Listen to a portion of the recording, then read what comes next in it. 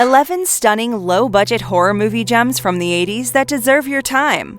Too much good stuff often makes us miss out on some of it. That is exactly what happened in the 80s when a myriad of big-budget and low-budget flicks were being made. It was impossible to check out every one of them, and many good movies slipped under the radar. In this video, we have brought to you a collection of a few low-budget horror flicks from the 80s that will blow your mind. Before we go into our list, we have a very small request. If you like our content, please support us by subscribing to our channel. This is a small click from you, but it means a lot to us. Thank you. Let's begin.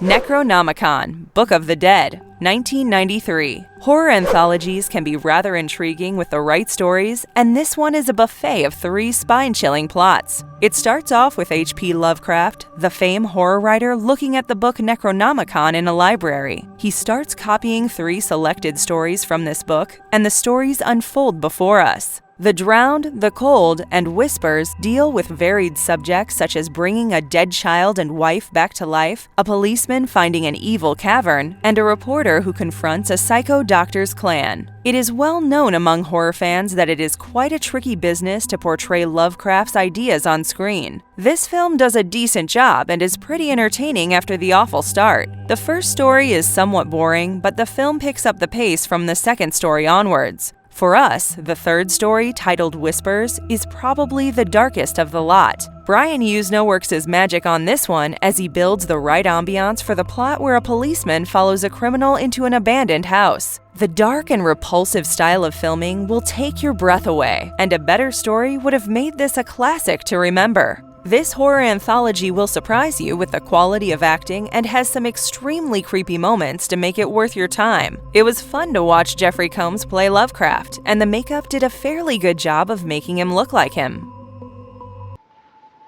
Look, I'm tired of all your bullshit. A straight answer from you. Do you hear me? What did you do? Enough!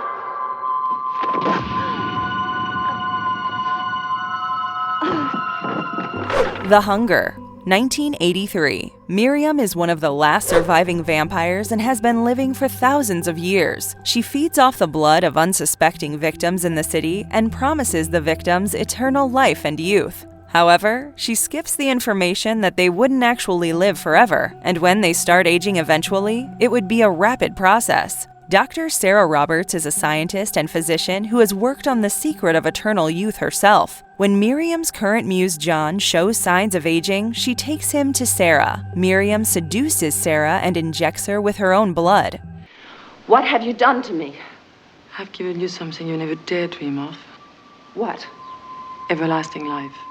Will Sarah be doomed to the life of eternal aging and undead living? The Hunger opens in the best way possible with the goth anthem Bela Lugosi's Dead. The critics never had too many good things to say about this movie, but when have their opinions really mattered? This stylish vampire movie boasts of some wonderful cinematography that builds up the mood just right. Catherine Deneuve is ravishing as usual, and David Bowie does a wonderful job as her lover. Whatever the film lacks in coherence, it more than makes up for in effects. Although it was Tony Scott's first feature, he managed to put together an artistic presentation that often seems like a dreamy art house horror flick. The philosophical bit about the narrative is also quite fascinating and will keep you thinking long after you have finished watching.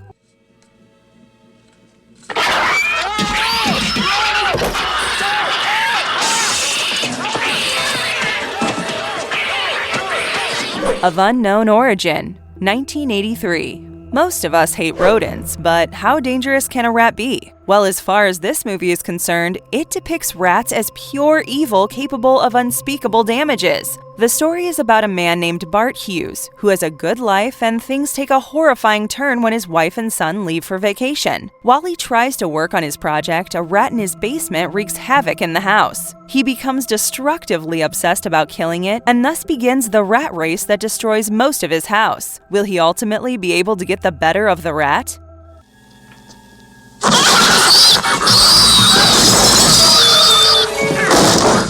This is one of the favorite films of Stephen King, and we would have to agree that it did strike a chord with us as well. The strange, surrealistic atmosphere is bolstered by some fine dialogues and witty, ironic statements. Who can forget the dinner table conversation while Bart speaks about the problem of rats in the United States to his boss?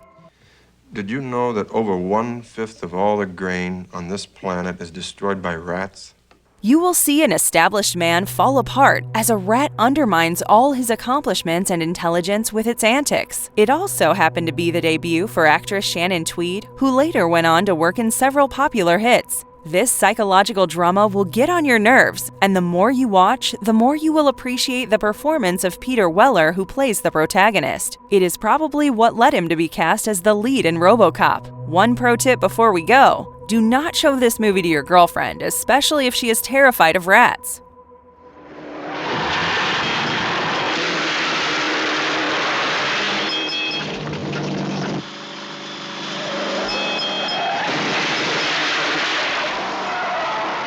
Road Games, 1981.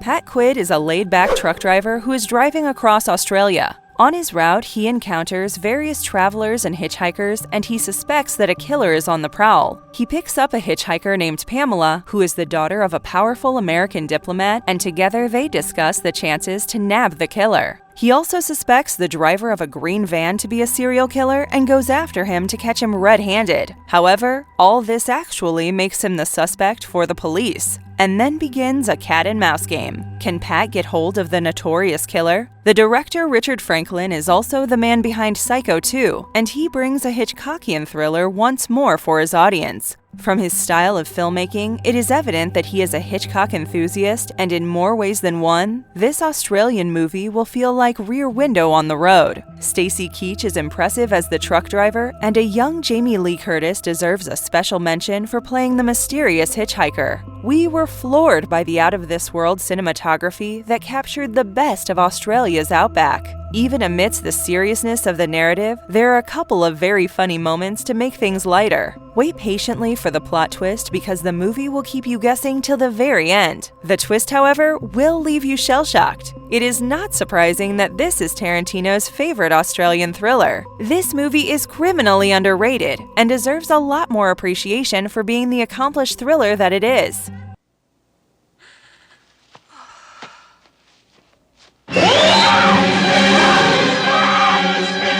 Deadly Blessing, 1981. The Hittites are a backward religious cult that has some questionable beliefs and practices. Jim Schmidt is a former member of the group and lives with his wife Martha, who is pregnant. When Jim dies under mysterious circumstances, his widow has to face the frightening Hittites, who view her as a threat and have some sinister plans for her. Martha becomes paranoid about the religious fanatics, and her friends must help her to get away safely from this creepy cult. Horror fans have often been amazed by Wes Craven's masterful works like The Hills Have Eyes. This too is one of his best works, and he delivers a nifty thriller that has some great performances by Sharon Stone, Susan Buckner, and Maren Jensen. Ernest Borgnine plays the role of the leader of the cult, and the veteran actor does not disappoint in this captivating role. This twisted story of rural horror is powered by an eerie atmosphere, and the psychological horror element combines nicely with some slasher flick moments to make it worth your time. There are some scenes that can give the scariest movies a run for their money. The one in the barn or the bathtub sequence will make you jump in your seats. The climactic moment with the conflict in the farmhouse is also an unforgettable moment that will send you in a tizzy. Deadly Blessing deserves much more appreciation than it gets, and you simply cannot miss out on this one if you are a true horror fan.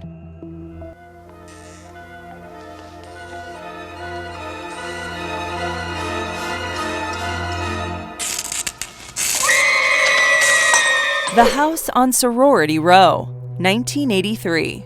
This is the story of a prank gone terribly wrong after a group of girls living in a sorority house pulls a prank on the owner that leaves her dead. The girls start to panic and hide the body in a quick time before anyone gets wind of the crime. However, someone has witnessed the crime and starts stalking the girls. Soon they're being murdered one by one, and no one has a clue who is behind the murders. Will the murder spree stop before all of them are dead? You have to watch this formulaic slasher flick to find out. We say a formulaic slasher flick because this movie uses the same template that forms the basis for many horror movies. From the first scene, you are aware of the motive of the killer, and the remaining part will be spent trying to guess who would be the next victim. There are some tense moments, especially some of the kills that are a class apart.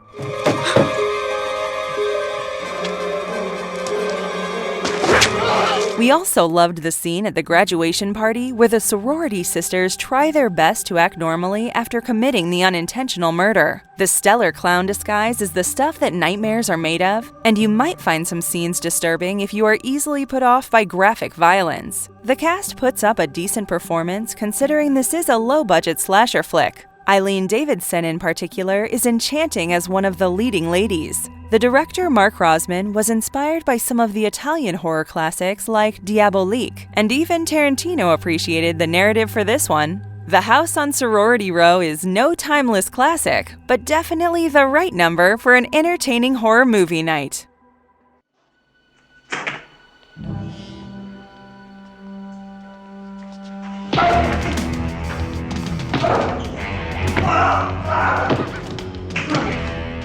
The New Kids, 1985. When Abby and her brother Lauren lose their parents in an accident, they move to Florida to live with their uncle and aunt. They soon make new friends at their high school, and Lauren starts to date the daughter of the local sheriff. They find out that the town is threatened by a street gang that deals in drugs, and they are often bullied by them. You know, it's kind of surprising that people do something like this. The redneck thugs kidnap Abby, and things get nasty as they head for a final showdown at the amusement park. The New Kids is a promising revenge flick drafted with perfection by Sean S. Cunningham, who has worked in movies like Friday the 13th and Deep Star 6. The plot is not too innovative, but the gutsy story of feuding teenagers will keep you hooked on the narrative. The pot-boiling tension eventually leads to a violent climax that makes this a film to remember. The movie is helped by a strong cast, and Shannon Presby and Lori Loughlin provide great support to the likes of James Spader. It does come down to a battle between good and evil, but Cunningham nails it with his impeccable direction. Overall, The New Kids is nothing exceptional, but it has all the elements of 80s entertainment that will be a journey down memory lane for the fans.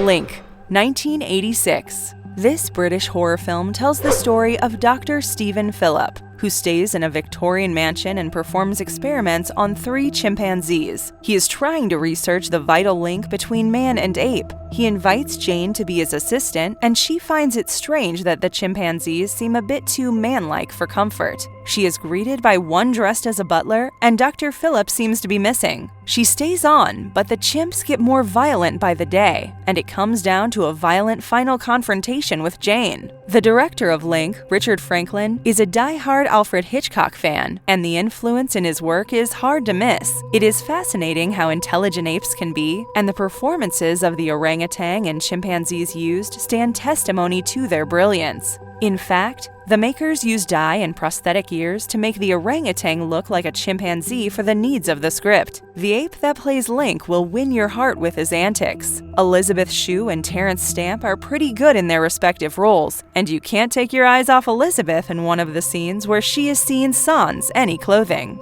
The plotline is a bit too bizarre for comfort, but it still boils down to a fascinating thriller with intelligent apes. Link for president, anyone?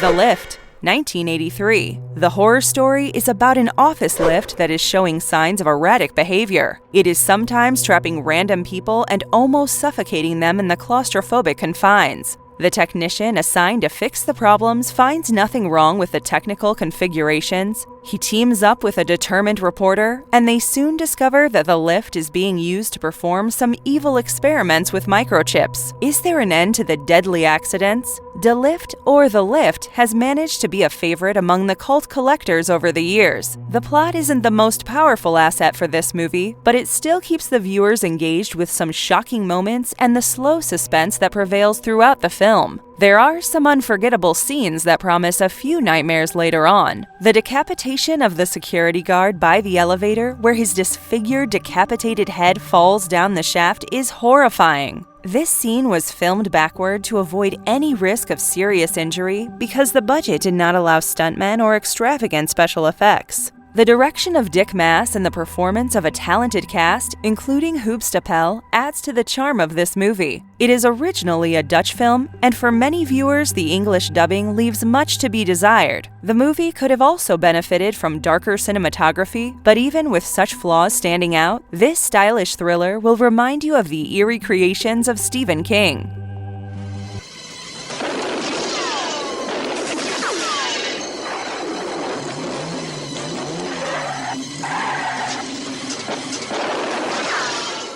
Thou Shalt Not Kill, Except 1985. Jack Stryker is a Vietnam War veteran who suffered from a bullet injury to his leg and returned to lead a quiet life with his girlfriend Sally. A psychotic man leads a vicious cult and believes himself to be Jesus Christ. In his madness, he slaughters people and performs blood sacrifices along with his group. When Sally is missing, Stryker gets his army buddies together to form a formidable team against the murderous psychopaths. It becomes a new war zone where they fight a very different war with the fanatics. Before we delve deeper into this movie, let us just make a smashing start by stating that Sam Raimi plays the role of the crazy cult leader. What follows is a bloodbath as his people take on the war heroes in a gruesome battle. In fact, the last 30 minutes of this film is all about one violent scene after another. The action will remind you of the Hong Kong action flicks, and you will even find army men doing kung fu. However, you would be mistaken to think that this is all about death and action. It does have some compelling moments and a few hilarious segments that give the variety the audience desires. It is cheesy, and the low budget is fairly obvious, but it is entertaining as anything you would find. You would expect nothing less from the guys who brought you Evil Dead and Xena, would you?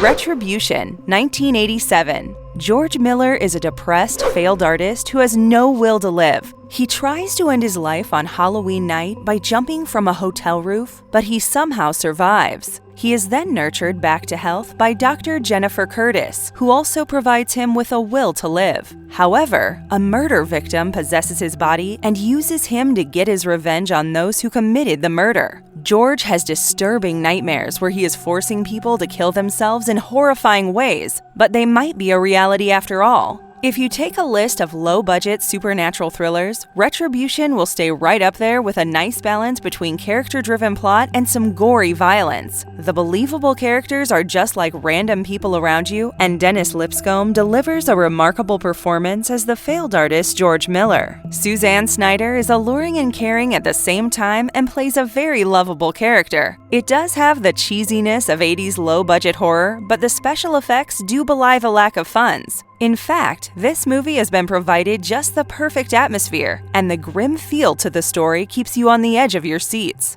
The musical score is done by Alan Howarth, an associate of John Carpenter, and he does a brilliant job as well. Watch out for some innovative violence, such as the scene where a victim is shoved inside a dead animal and sawed up. This is a real gem of a movie, and a true horror fan will certainly appreciate what is in store for them. This is all the time we had for today's episode. We hope you guys liked it. It would be awesome if you guys can take some time to subscribe to our channel. And don't forget to tell us which topic you want us to cover in the comment section. Have a fantastic day ahead and stay safe. Expect them not to hurt you!